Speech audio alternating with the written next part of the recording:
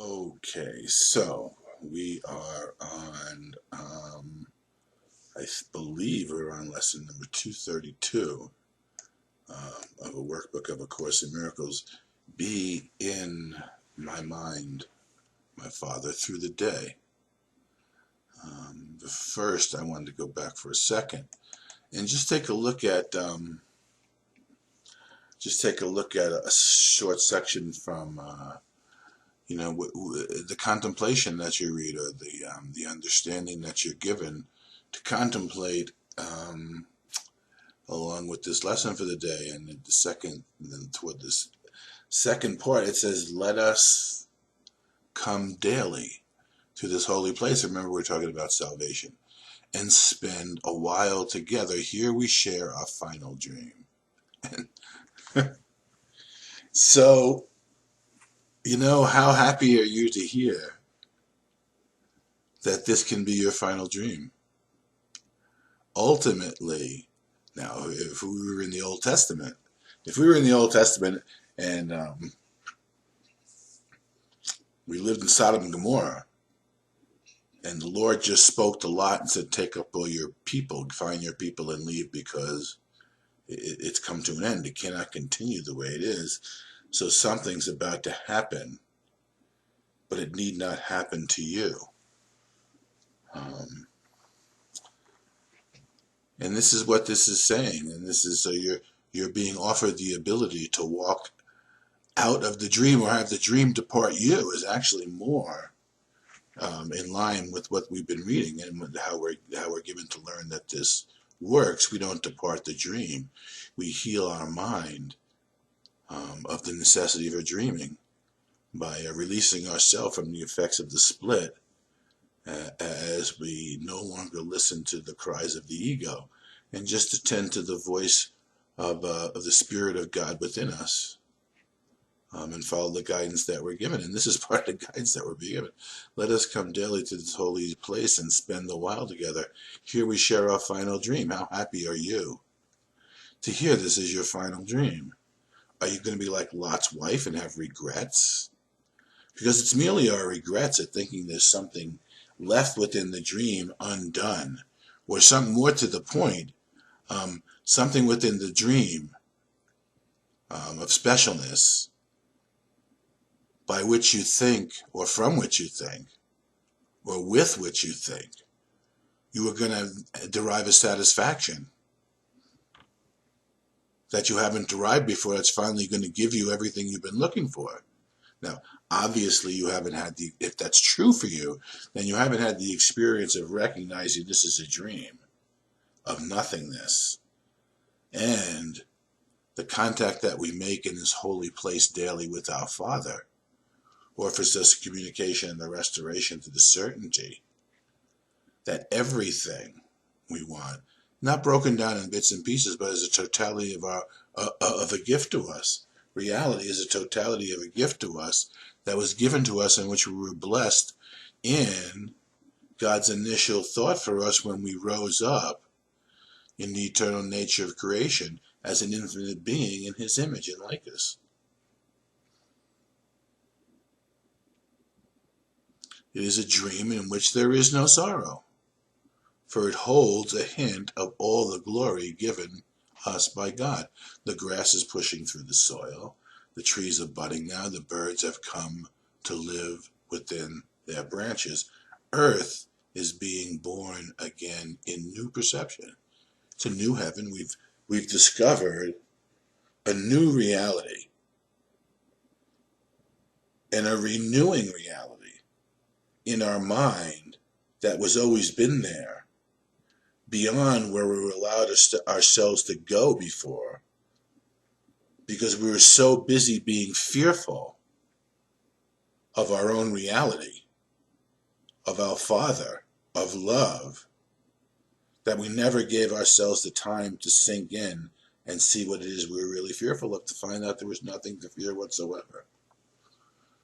So now that we're healing our mind, and remember, as we heal our mind, we're removing all that's left of the fractured reflections and thoughts and emotions of separation, and we're replacing it with the entirety of our wholeness. And now now Earth is being born again in new perception. Night is gone, and we have come together in this light. Now you can't come together in this light if there's still things in the dream that you would like to pursue. That means you still have time. You still require cycles of space and time. You'll always come back to this, no matter how many cycles you go through. This is why this gets to be required. Of course, this is the spot you'll ultimately get to. And this is the spot you can be in now. From here we give salvation to the world, for it is here salvation was received. The song of our rejoicing is the call to all the world that freedom is returned. That time is almost over, and God's Son has but an instant more to wait until his Father is remembered. Dreams are done. Eternity has shined away the world, and only heaven now exists at all. Now remember, he's saying this to you within the illusion of space and time, wherein which you're visualizing all this happening. Okay? Don't worry that you're still you're visualizing it happening.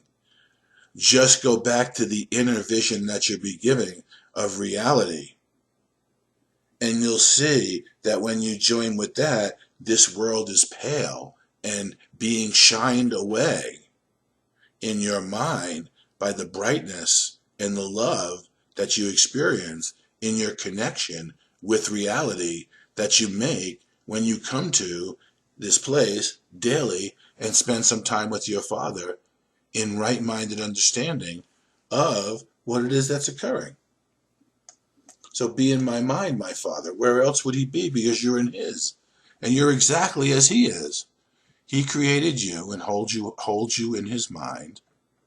And you are mind in mind.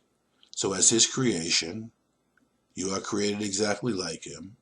You share the same mind. So in his mind, we all share his love. And we are in his mind as he is in our mind.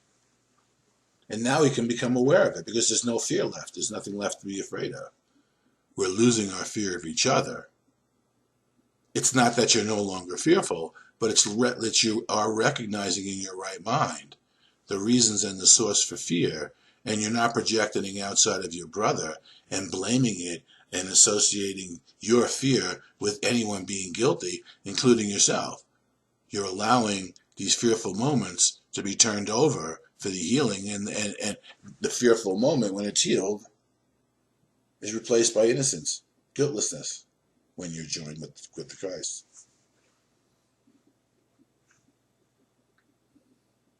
And let me not forget my hourly thanksgiving that you have remained with me. After a while, you're not going to forget. You're asking God to remind you, okay? In this paragraph, you're asking God to remind you to not forget. So remember, you're going to get hourly reminders from God when you forget. Don't think that something else is occurring when you experience, however that is, in the nature of your own relationship with reality, the hourly reminder in case you forget. You have remained with me, and always will be there to hear my call to you and answer me. Always. Okay. Now you can live in that certainty. And in that certainty, it's okay, in a sense, I don't know how to say this. When you live in the certainty that this is true, it's not that you forget hourly reminders or remembrances. It's that they're there because your mind is open to the recognition and the communication that's brought to you by the Holy Spirit. You've become open-minded in your association with the universe, so that anything that requires contact with you for any reason whatsoever is capable of contacting you, and you're no longer going to respond or react with fear. You're going to recognize that if there's a fearful reaction, it's within your own heart and mind, and here's a moment of contact being offered to you to help you remember. As evening comes, let all my thoughts be still of you, still of you and of your love, and let me sleep sure of my safety, certain of your care, and happily aware that I am your son. This is as every day should be. Now, the human mind, one that has not had the experience, is going to look at that and think about how boring it is and the necessity to discipline themselves in order to do this. And that would be, let's call it this, symptoms of the fact that the ego is attempting to utilize the course against you for its purpose. But when you've had the experience, and the experience is a constant renewing, and it's consistently available to you, and you've learned to trust it, and it trusts you because it's giving you assignments within the salvation of the world of space and time, it becomes a joy to operate in communication with reality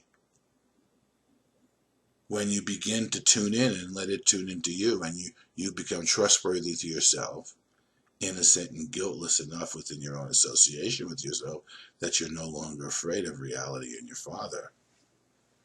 And you're right-minded enough in your perceptions that you recognize when you are not. You're responsible for your thinking, and it's not associated with guilt and blame, but it's associated with the responsibility and the ability to have your mind change by turning it back to the Holy Spirit where you want it to be anyway. This is as every day should be. Today, practice the end of fear. There, that's what we've been talking about. Have faith in him who is your Father. Trust all things to him. All things. And allow them to be made manifest through you in space and time as they could be and should be for the benefit of all man and mankind. That's something you don't know how to do alone, because alone, that's what the problem is. That's what separation is. Let him reveal all things to you, and be you undismayed, because you are his son. Is that good news? Is it good news that we've joined together for the final dream? And the final dream will be brought to us by the joy and the unity that we experience in our own Christ mind. And don't worry about the term Christ mind. Don't try to make it into something it's not. It's where our minds are already whole and perfect and joined with each other. You cannot not be there. It's only your perceptions of yourself that keep you from allowing your mind to sink into your heart and experience the joy of being there. And that's just from guilt and fear. And guilt and fear are just poor perspectives. They're not anything real to worry about.